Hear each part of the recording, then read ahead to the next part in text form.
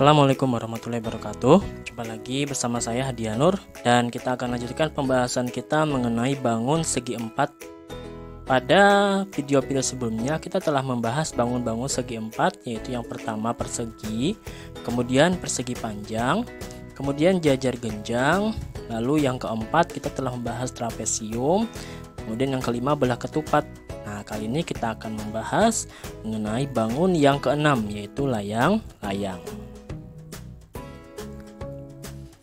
Pengertian dan unsur layang-layang. Yang pertama, layang-layang itu adalah segi empat yang memiliki dua pasang sisi sama panjang dan kedua diagonalnya saling tegak lurus. Unsur-unsurnya yang pertama titik sudut, yaitu titik A, B, C, dan D. Kemudian sisi-sisinya yaitu AB, kemudian BC, CD, dan DA. Kemudian sudut-sudutnya yaitu sudut ABC yang di bawah, kemudian sudut BCD sebelah kanan, kemudian sudut CDA dan sudut DAB. Kemudian diagonalnya yaitu diagonal AC dan diagonal BD. Nah, sekarang sifat-sifat layang-layang. Layang-layang ini memiliki dua pasang sisi yang sama panjang seperti definisinya tadi, yaitu sisi AB sama dengan BC. Yang mana AB sama dengan BC? Yang ini ya, sisi AB sama dengan BC. Kemudian AD sebelah kiri atas ini sama dengan CD ya. Kemudian sifat yang kedua, memiliki dua diagonal yang saling berpotongan tegak lurus dan salah satu diagonalnya membagi dua sama panjang diagonal yang lain. Diagonalnya kan AC dan BD. Kemudian salah satu diagonal yaitu diagonal BD yang tegak ini membagi diagonal AC menjadi dua, yaitu AO dan OC. Nah, AO ini sama panjang dengan OC begitu. Lalu salah satu diagonalnya merupakan sumbu simetri, yaitu diagonal BD. Diagonal BD ini adalah sumbu simetri, sedangkan diagonal AC bukan sumbu simetri. Kemudian sepasang sudut yang berhadapan sama besar. Yang mana sudut yang berhadapan? Nah, yang ini sudut BCD yang ini itu sama dengan sudut BAD yang ini. Jadi sepasang sudut yang berhadapan ini sama besar. Kemudian kita langsung ke keliling dan luasnya. Rumus keliling itu tidak berbeda dengan rumus pada bangun segi empat yang lain, yaitu jumlah semua sisi. Nah, di sini saya simbolkan menjadi dua jenis, yaitu simbolnya S1 dan S2.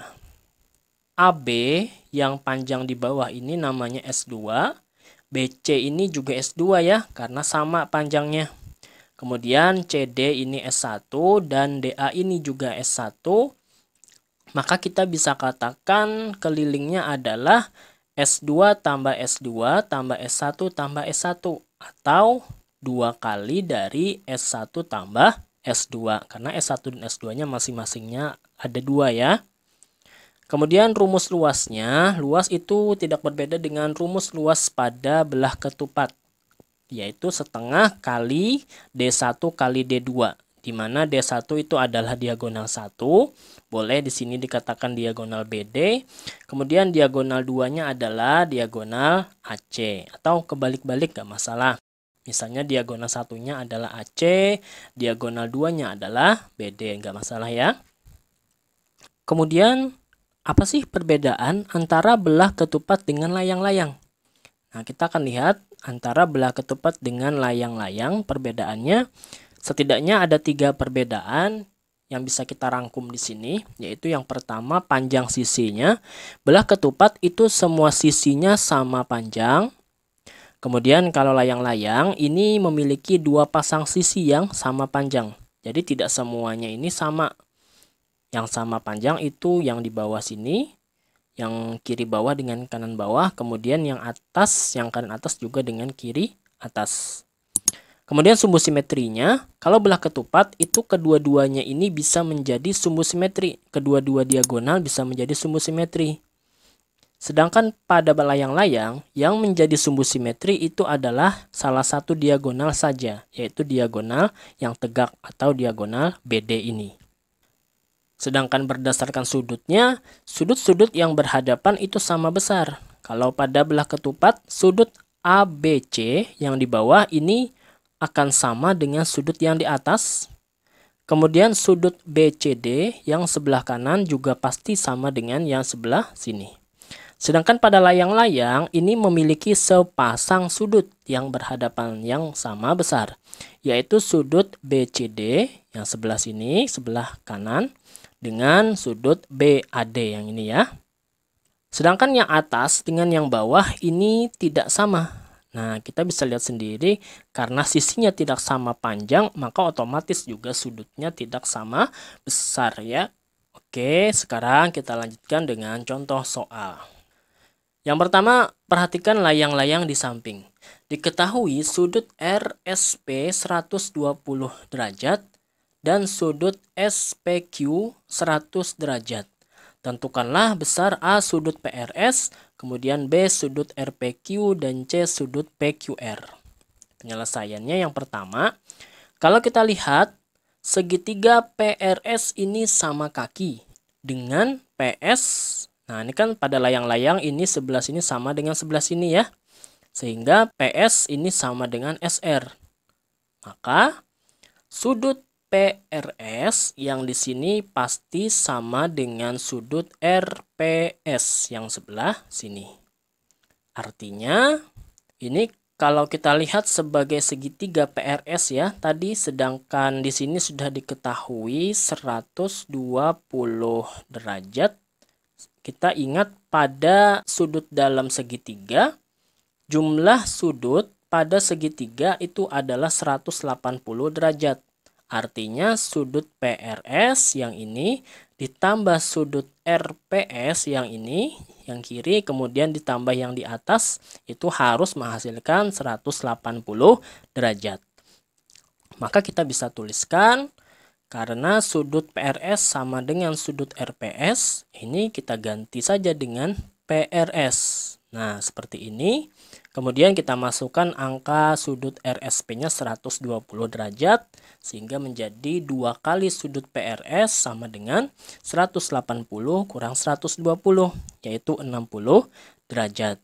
Sehingga sudut PRS-nya adalah 60 derajat dibagi 2, yaitu 30 derajat. Nah, dapat di sininya sekarang 30 derajat dan di sini juga sama ya, 30 derajat. Kemudian yang kedua, sudut RPQ. Yang mana RPQ? RPQ. Oh, berarti yang di sini yang ditanyakan. Tadi di soal sudah diketahui bahwa sudut SPQ yang sebesar ini itu adalah 100 derajat. Kalau kita lihat 100 derajat ini adalah jumlah dari sudut SPR yang sebelah atas ini dengan sudut yang di bawah RPQ. Sehingga sudut SPR tadi kan sudah kita dapatkan di atas ini 30 derajat. Maka 30 derajat tambah sudut RPQ sama dengan 100. Jadi sudut RPQ-nya adalah sisanya ya 100 dikurangi 30 derajat. Hasilnya adalah di bawah sini berarti 70 derajat. Kemudian yang ketiga, sudut PQR. Berarti yang di bawah sini itu sama kaki juga dengan PQ yang ini kan sama dengan QR. Nah, artinya sudut PRQ yang di sebelah sini itu pasti sama dengan ini. Berarti di sini juga 70 derajat. Seperti segitiga PRS yang tadi, segitiga PQR juga memiliki sudut 180 derajat. Jadi, sudut PRQ ditambah sudut RPQ ditambah sudut PQR itu 180 derajat. Sehingga 70 tambah 70 tambah sudut PQR sama dengan 180. Berarti ini jumlahnya kan 140 tambah sudut PQR sama dengan 180. Maka sudut PQR-nya adalah 180 dikurangi 140. yaitu 40 derajat. Nah, sudah ketemu di sininya 40 derajat. Oke, kita lanjutkan contoh soal kedua. Sebuah kolam ikan yang berbentuk layang-layang memiliki sisi terpanjang 28 meter dan sisi yang pendeknya adalah 21 meter. Kolam tersebut akan dipagari kawat 4 tingkat. Berapakah panjang kawat yang diperlukan untuk memagar kolam tersebut? Ada sisi yang panjang, ada sisi yang pendek.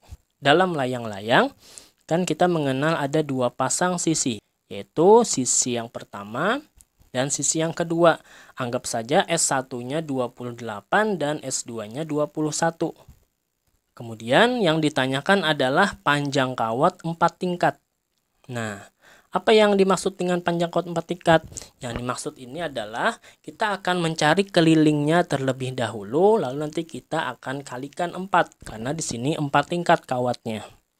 Jadi kelilingnya, keliling dari layang-layang yang memiliki rumus 2 dalam kurung S1 tambah S2. Kita masukkan angkanya berarti 2 dalam kurung 28 ditambah 21. 2 dikalikan 49 hasilnya 98 meter. Ini untuk 1 tingkat. Kalaunya 4 tingkat artinya kita kalikan 4 kelilingnya tadi. Berarti 4 kali 98 hasilnya 392 meter.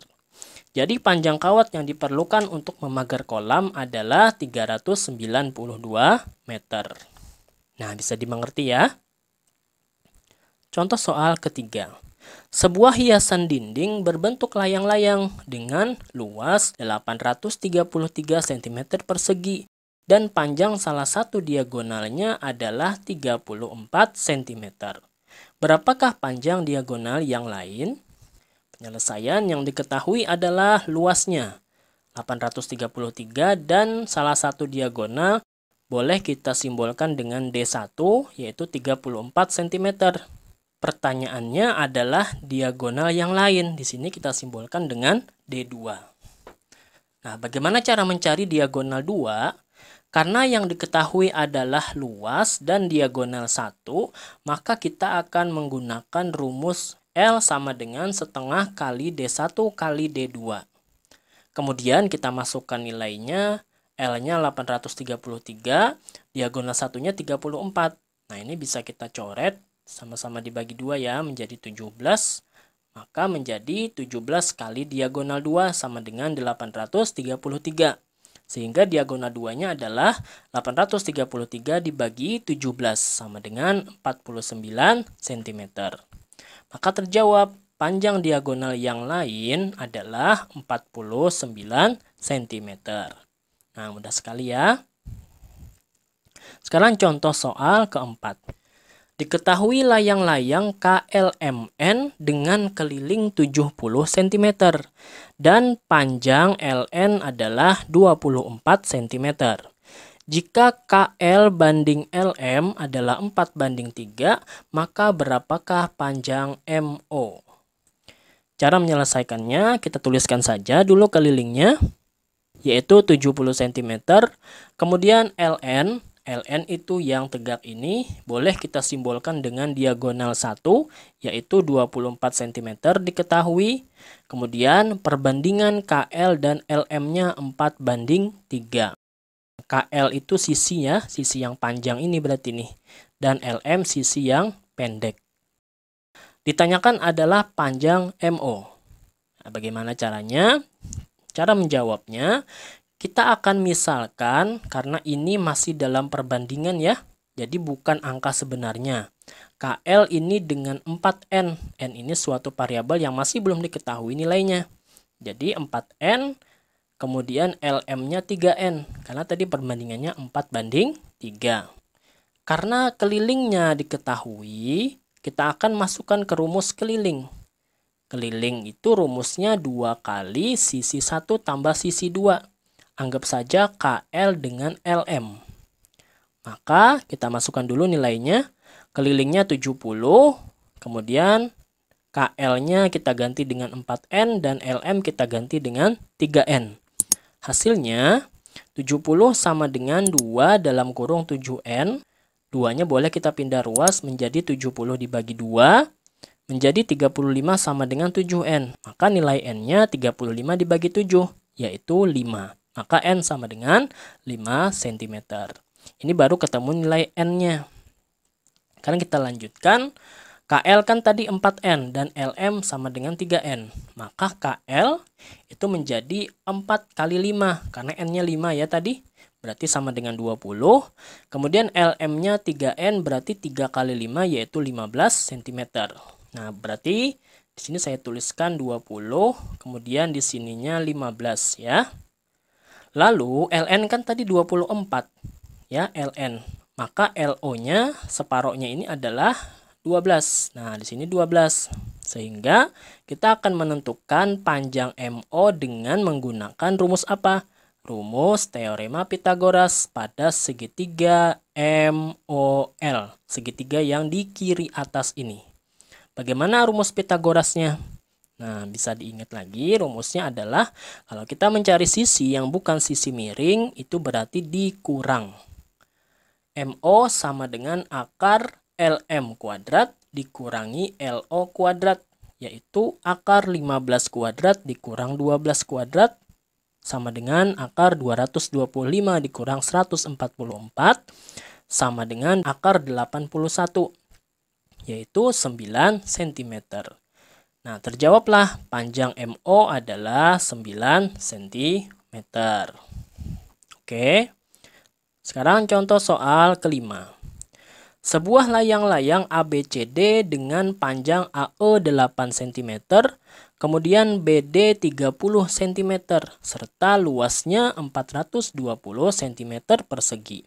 Tentukan keliling layang-layang ABCD tersebut. Yang diketahui adalah AE 8, kemudian BD itu diagonal, kita simbolkan saja dengan diagonal 1, yaitu 30 cm, dan luasnya diketahui 420 cm persegi. Yang ditanyakan keliling. Cara menjawabnya, nah untuk mencari keliling kan kita harus tahu panjang semua sisi. Nah, sedangkan di sini belum ada satupun sisi yang diketahui. Yang diketahui baru yang di sini 8 cm. Kemudian diagonal BD 30 cm ya.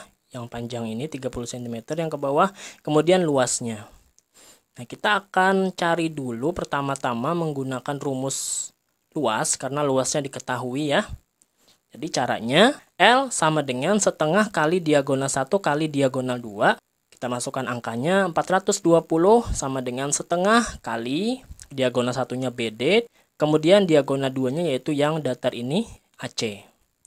Kita masukkan angkanya BD 30 berarti 30 kita bagi 2 hasilnya 15 ya. Maka 15 kali AC sama dengan 420 sehingga AC-nya adalah 420 dibagi 15 sama dengan 28 cm. Nah, sekarang sudah diketahui panjang AC-nya 28 cm. Kita lanjutkan. BD atau diagonal 1 kan 30 cm. Maka BE sama dengan ED itu adalah separohnya dari BD yaitu 15 cm. Jadi masing-masingnya dapat 15. Kemudian AC diagonal 2 28 cm ya yang telah kita dapatkan tadi. Sedangkan AC ini itu adalah jumlah dari AE ditambah EC.